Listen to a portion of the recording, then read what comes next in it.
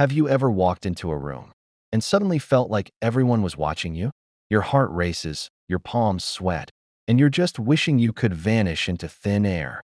If that sounds familiar, you're not broken, you're not weird, and you're definitely not alone. In fact, millions of people around the world feel the exact same way. Today, we're going to talk about social anxiety, what it really is, the signs to look out for, why it happens, and most importantly, practical ways to start overcoming it. So stick around until the end, because I'll share some simple but powerful tools you can start using today. And hey, before we dive in, make sure to hit that like button, subscribe, and turn on notifications so you never miss more content made just for you. What exactly is social anxiety?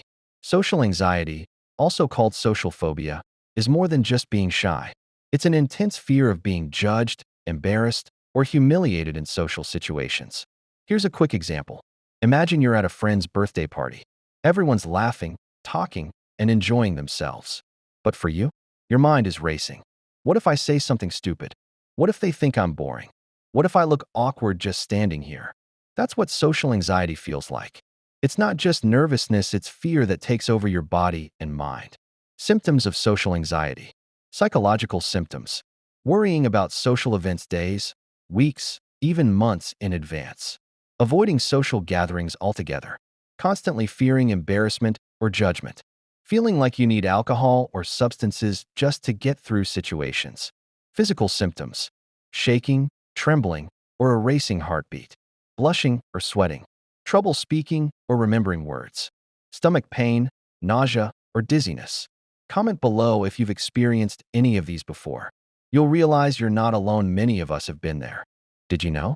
According to the Anxiety and Depression Association of America, about 15 million adults in the US alone suffer from social anxiety. That makes it one of the most common mental health conditions. The tricky part is that most people live with it for 10 years or more before seeking help, because they think it's just shyness. What causes social anxiety? There isn't just one cause. It's usually a mix of things. 1. Negative experiences. Being bullied in school. Childhood abuse or trauma. Constant criticism at home. 2. Family environment. Growing up with parents who nagged, yelled, or were overly controlling. Watching anxious behavior and picking it up without realizing. 3. Genetics and brain chemistry. If anxiety runs in your family, you might be more likely to experience it. An imbalance of serotonin, a mood-regulating chemical, or an overactive amygdala, the brain's fear center, can make you more sensitive to stress. 4. Physical conditions. Things like stuttering, tremors, or even feeling different physically can make someone extra self-conscious. How social anxiety affects your life. Social anxiety doesn't just make parties awkward, it can affect every part of your life.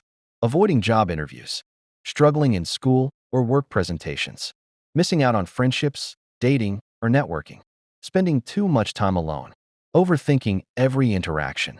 In the long run, this can lead to depression, substance abuse, and poor self-esteem. But remember, it doesn't have to stay this way. How to start overcoming social anxiety. Let's talk solutions. Here are some steps you can take. 1. Practice self-love first. Accept that you're human, you have flaws, and that's okay. Stop comparing yourself to others. Remember, people only show their highlight reels on social media. 2. Challenge your inner critic. Write down negative thoughts like, I'm boring or everyone will judge me. Then ask, is this fact or just fear? Replace it with something realistic. I may feel nervous, but that doesn't mean I'm boring. 3. Try small exposure steps. Don't jump into a huge party right away.